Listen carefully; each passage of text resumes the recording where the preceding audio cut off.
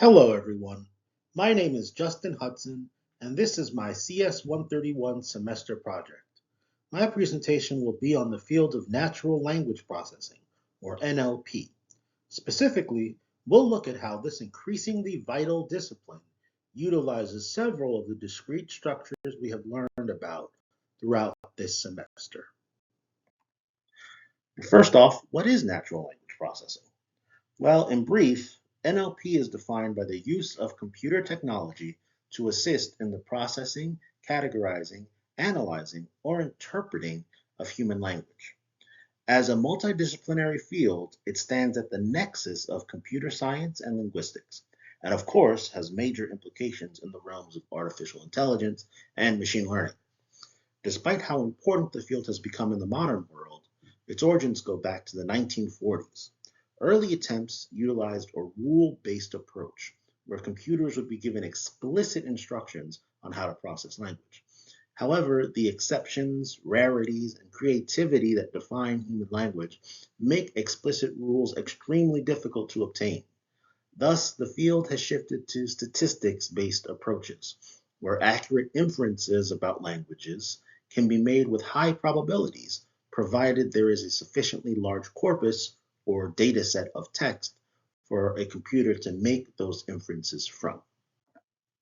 With a large corpus in hand, one of the first tasks a computer needs to do to begin processing language is to analyze the relationship between words, and matrices are a useful data structure to do so, as we learned in chapter 2.6 of our textbook.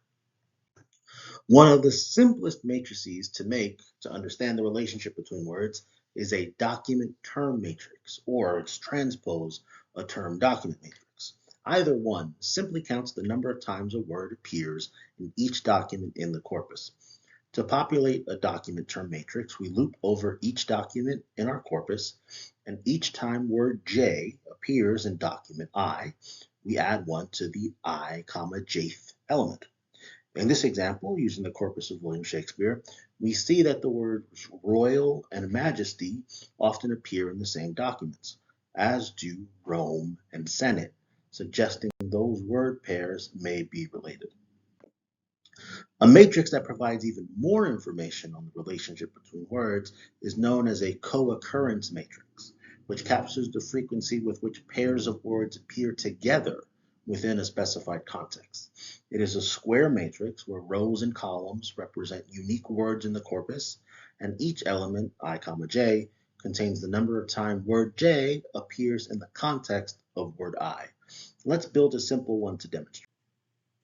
Here I have some code utilizing the Natural Language Toolkit, an open source Python library for natural language processing. One of the first things I'll do is download a list of so-called stop words, which are very common words like the or a that we wouldn't really want to be part of our data set, in this context at least. Then I'm going to read a text file with these two sentences from our syllabus and our textbook respectively. Using this admittedly small corpus, I will build a set of all unique words in this file as long as they contain alphanumeric characters and as long as they're not in that list of previously mentioned stop words. Next, an important concept to define is the context window. So a context window of size n would capture the n preceding and n subsequent words for each unique word in our corpus. With a context window of 1, only words that are directly adjacent to each other are going to be defined as co-occurring, but that can be adjusted. But from here, we're going to make a count of how often each word appears adjacent to one another. And then we're going to use that count to populate an n by n matrix, where n is the number of unique words in our corpus. And looking at our final co-occurrence matrix, we can note several features. So co-occurrence matrices are generally sparse matrices, meaning the value of most elements will be 0, since most words in any given corpus do not appear near each other. Further processing can be done to make this data even more compact. Furthermore, these matrices are typically symmetrical, since, for example, the number of times discrete co-occurs with mathematics is going to be the same as the number of times mathematics co-occurs with discrete. But even with a corpus as small as this, we can make an inference that the word discrete has a stronger relationship to the word mathematics than it does, say, to the word devoted. However, one problem you may notice here is that our matrix has treated mathematics and mathematical as entirely distinct words. This brings us to our next topic, stemming. As we learned in Chapter 3, an algorithm is a finite sequence of precise instructions for performing a computation or for solving a problem. The problem of categorizing variations of a word as the same root has been a major focus in the field of NLP for decades. The Porter stemming algorithm, or Porter stemmer, is a process for removing the more common morphological and inflectional endings from words in English. The original algorithm was written by Martin Porter in 1979 in the computer laboratory at the University of Cambridge, and it is still in use 45 years later because of its relative simplicity and efficiency compared to other stemming algorithms. Let's take a look at the first few steps of Porter's algorithm, written in pseudocode. With an English word as its parameter, the algorithm first looks at the word's final characters to determine if a plural suffix is present, and if so, removes it. So it changes caresses to caress, it changes ponies to pony, it changes cats to cat, but it does not remove an S from caress because it wants to maintain that form since that is not a plural. If we look at step 1b, it looks to do a similar thing by removing the very common ed and ing suffixes. However, even this relatively straightforward portion of the algorithm involves several nested conditional statements, and the algorithm requires knowledge of the vowel consonant structure of the input word so that it only removes the suffix on the desired words. Steps 2 through 5 are summarized here, copied from Porter's original paper. As you can see, once plural ed and ing suffixes are removed, the algorithm handles a wide variety of other English suffixes until it returns the stemmed form of the original input. So let's see a quick demonstration. After doing similar pre-processing by finding the set of unique words in our corpus and removing stop words, I utilized the built-in Porter stemmer in NLTK and print out a comparison of each word before and after it's been run through the algorithm. As you can see, many of the words here have had a suffix removed. You may notice that the Porter stemmer doesn't necessarily return a valid English word. However, in many situations, the most important thing is that different forms of a word return the same stem, not that that stem is itself a word that appears in a dictionary. So we can see here that the word mathematical and the word mathematics, when run through the Porter stemmer, return the same stemmed form, which is very useful for any sort of future processing. Now that we have a way of accurately counting the words in our corpus, we can now perform text categorization, the task of assigning a label or category to an entire text or document. We can do so by utilizing a theorem we discovered in Chapter 7.3, Bayes' theorem. As discussed in the textbook, in addition to fields like medicine, Bayes' theorem can be used to calculate the likelihood of an email being spam given it contains a certain word. In addition to spam filtering, though, another form of text classification that can use this theorem is sentiment analysis, classifying documents as either positive or negative.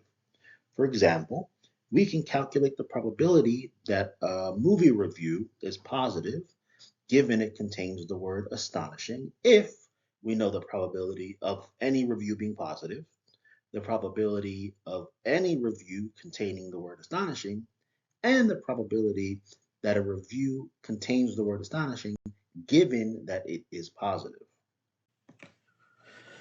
To demonstrate, I have 200 movie reviews pulled from IMDb, 100 positive and 100 negative. We're going to do the same pre-processing that we've been doing of removing stop words and stemming, you can see here.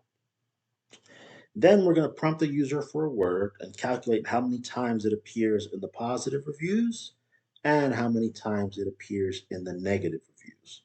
With that data, we can find each of the terms of Bayes' theorem and assign a probability. So if we run this here, as one might imagine, the probability of the word astonishing, or I should say, the probability of a review being positive, given that it contains the word astonishing, is very high, 92.6. Whereas a word like, let's say, horrible, that probability of a word with a review with the word horrible being positive is very low. It's less than 10%. And keep in mind, this is with a relatively small corpus of only 200 reviews. With a full data set of hundreds of thousands or even millions of reviews, these probabilities would be even more accurate. We are now able to connect words to a certain classification, such as positive or negative, spam or not spam, and we previously determined the likelihood of two words being related. The last step in gaining a fuller understanding of human language is understanding how words are related to one another. Linguistics has long studied the grammatical relationships between words, and these relationships can be analyzed using yet another discrete structure we discussed in Chapter 10, graphs. Specifically, a knowledge graph, which was popularized by Google starting in 2012, is a graph of data intended to accumulate and convey knowledge of the real world. Its nodes represent entities of interest, and its edges represent relations between those entities. As a representation of semantic relations, knowledge graphs have proven to be particularly relevant for natural language processing. Linguists have already long noted the relationship between words or phrases using directed links known as dependencies. For example, as seen in this picture here, the word large as an adjective is dependent on the noun that it describes. So in linguistics, you would describe large, the adjective, as having a dependency with the noun boxes. Similarly, the adverb very is shown as having a dependency with the adjective large.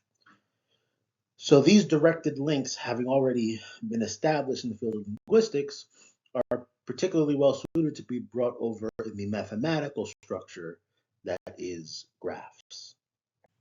For a demonstration, let's look at a data set that has already been parsed into subjects, verbs, and objects. There are a variety of algorithms and data sets that exist that can assist in tagging and parsing unstructured text, but we'll just use text that has already been analyzed in that way. We're then going to create a directed multigraph using the networkx Python package. For each three tuple of subject, object, and verb, we're going to create a node for each distinct subject and object. And then we're going to draw a directed edge from the subject to the object, and we'll label that edge with the verb in question. And after doing some formatting to make the graph look the way we want, our final result allows us to infer much more information than previous structures that we looked at. So for example, using a term document matrix, we might find out that dogs, cats, and mice are related in some sort of way. But with a knowledge graph, we can see that dogs, cats, and mice are all animals. We can also see that dogs, cats, and mice all drink water. Having this sort of more specific semantic information can really help computers start to make more advanced inferences. For example, if I added a node here for snake and an edge connecting, or an edge from snake to animals, suggesting that a snake is an animal, it would be reasonable for a computer to infer based on that information and the pre-existing information it has that snakes drink water.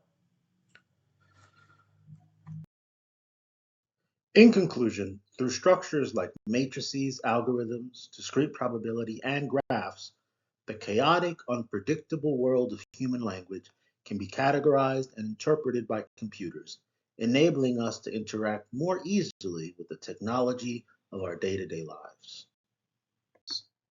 Thank you very much.